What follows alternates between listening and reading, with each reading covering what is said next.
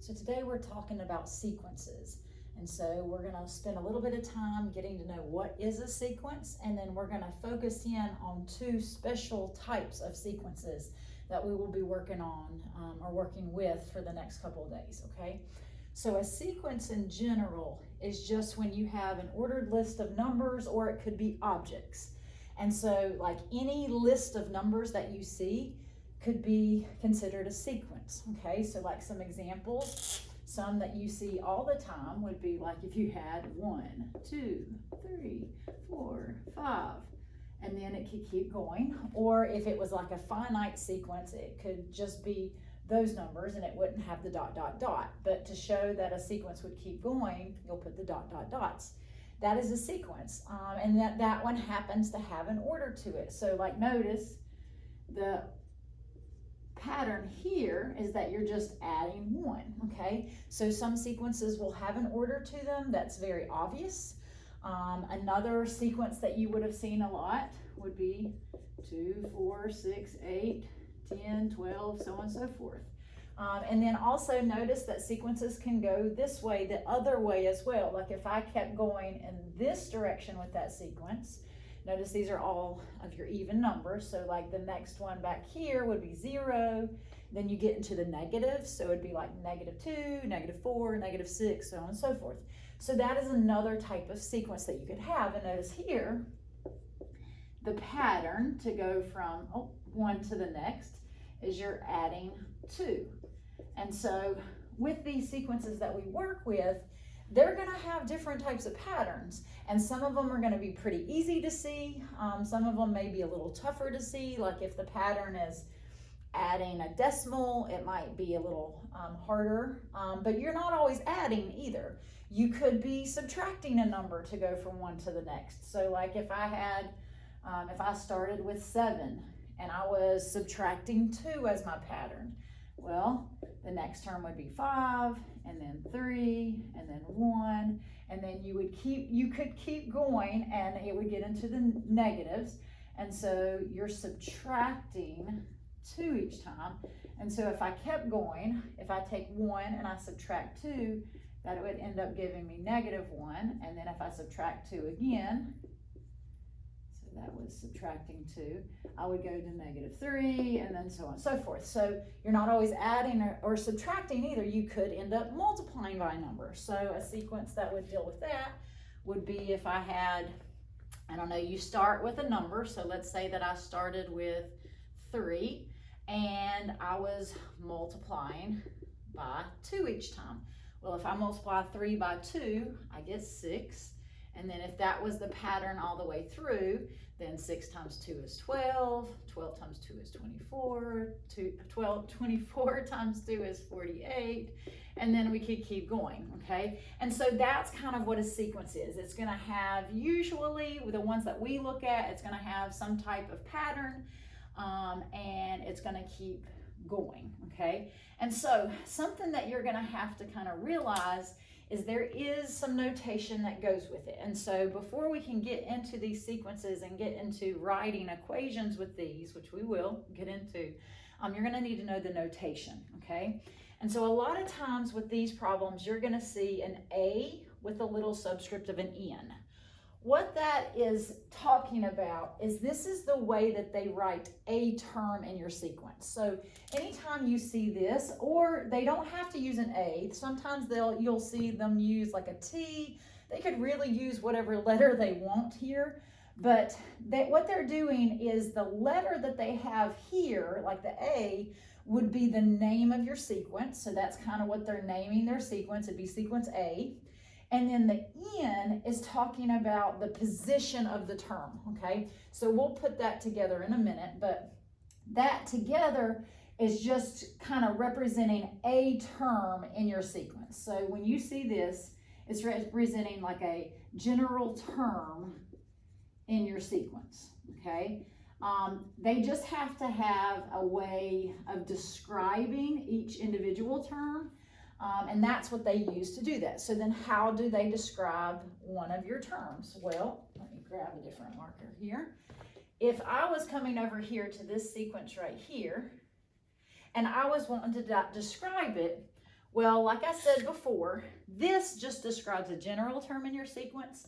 The n, that little subscript, is actually talking about the position of a certain term, okay? So position is like describing which term you're talking about in your sequence. So for instance, if I was looking at this one and I was wanting to describe these terms using that notation, this would be my first term in the sequence, okay? Because it's the first one that I have there. So the way that you would write that is you would write, that's my A term that's in the first spot. So it'd be an A with a little subscript of a 1. The way that you'll hear us say that is that would be A sub 1, okay? So this one right here, that is the second term in my sequence.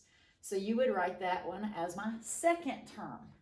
This one is my third term, so that'd be my third term in my sequence. That's my fourth one, so that'd be A sub 4. And then this is my fifth one, so that'd be A sub 5. So if I was asking you in this sequence for A sub 6, what you're actually doing is finding the sixth term in that sequence. And so what you would do is you would continue that pattern. And like if you remember, the pattern here was to multiply by 2. And so you would multiply by 2 until you get to that term. And so you would have to take the 48 times 2. And if you didn't know what that was, you could go to the side just like this and multiply. So 2 times 8 is 16. 2 times 4 is 8. Plus 1 is 96. So the sixth term in that sequence would be 96, okay? So that's kind of just understanding the notation, okay? Now, the other things that you're going to see coming up today is you might see every once in a while, let me grab my black marker. You might see every once in a while, we will use the notation A sub n minus 1. And so when you see that, you need to remember that n is the position of the term. And so if A sub n represents a term in your sequence, let's say that I was talking about, like, just randomly chose this one. Let's say that I'm looking at that term. Well, the A with the little n minus 1 is talking about if I take the position of whatever this term is, so like the position of this term is 4, and I subtract 1, where's that going to put me? Well, if I take 4 minus 1, that puts me there, right? So this notation as a whole is actually going to be the term that's right before whichever term you're looking at, okay? And so anytime you see this, and we'll talk about this more a little bit later, but this is actually going to be kind of like the previous term before, or it's the term right before this term, okay? And so in this problem, if I'm looking at this term, then the 12 would actually be my A sub n minus 1 term. And then if you kind of go a little bit further, this would be the term that's after that term. So this one, if you kind of stick with that idea, would be in the n plus 1 position, because like to go to that one, I have to add 1 to go from this position to that one, okay? So that's the notation, all right? So we will come back to that as we start making equations. But for right now, let's look at 2 specific types of sequences that you're going to need to know about, okay? So one of them is what's called an arithmetic sequence, okay? Or you might also hear it called arithmetic. It just depends who you're talking to be honest, okay? But an arithmetic sequence is a specific type of sequence that's formed by adding. So you're going to be adding, or you're going to also think of it as subtracting. So you could add that in there, but really you need to think adding primarily. But anytime that you have a sequence where you are adding or subtracting some constant number to go from one term to the next, that will be arithmetic. So like if you look at some of these up here, we were doing that. Like this sequence right here, the 1, 2, 3, 4, 5, so on and so forth, that was arithmetic because you're adding 1 to go from one term to the next. Another one that we did up there was your even numbers.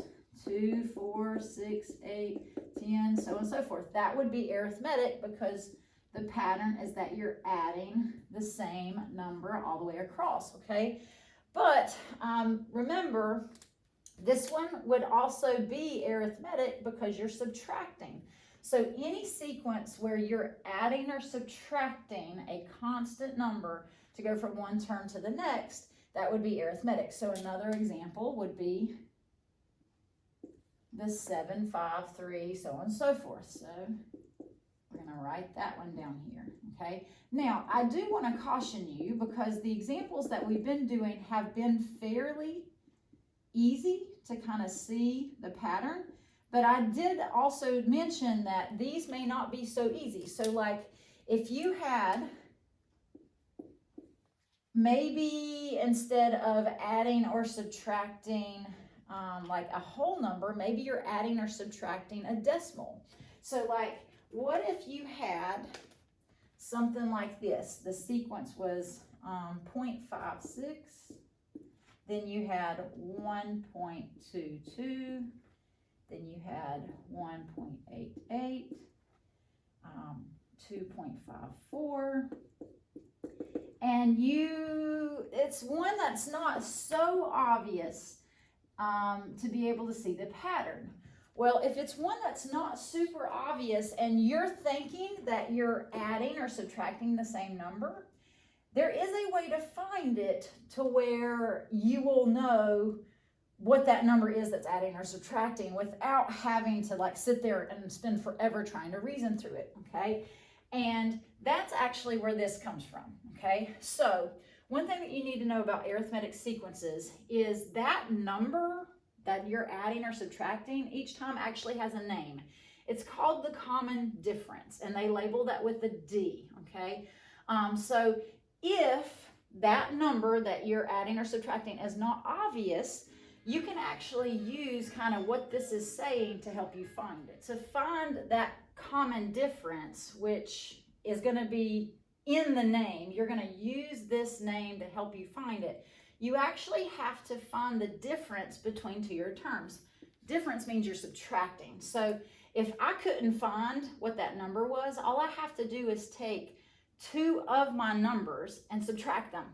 But you have to subtract them in a certain way. You have to take one term minus the one that's right before it. So if I couldn't find whatever that number is that's adding or subtracting, I'm going to take one of its terms, just don't take the first one, and you're going to subtract, that's where the difference part here, the one that's right before it.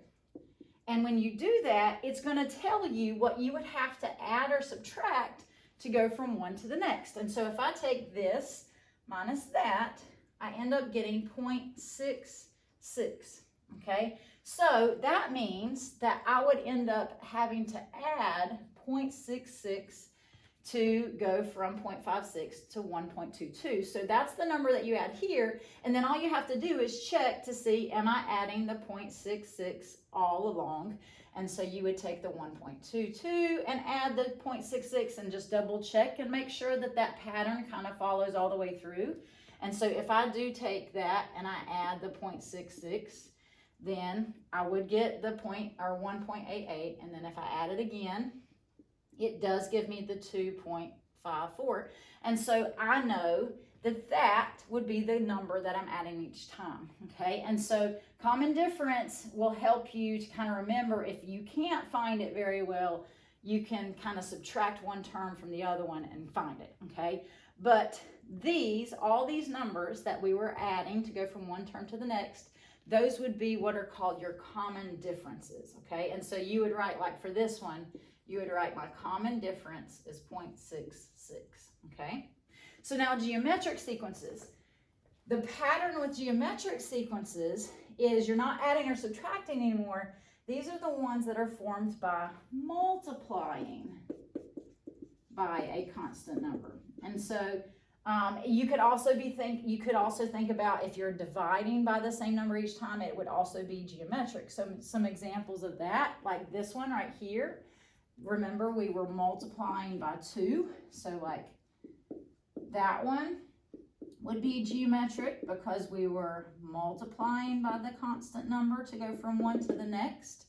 Another one is if I was, for instance, multiplying by 1/2, so like if I had, and actually, let me do this. What if I had 100 and I was multiplying by 1/2? Well, that would be geometric because you were multiplying by the constant number. However, multiplying by 1/2, remember, is the same thing as dividing by 2. So this sequence, if I kept doing that,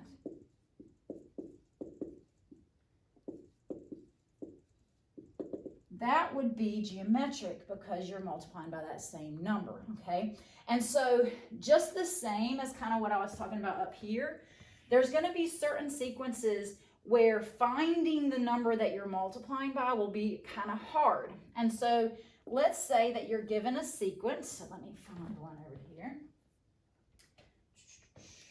Well, those aren't super difficult, but we can still go with it. So let's say that you're given this sequence right here, and you, for the life of you, cannot figure out what that pattern is.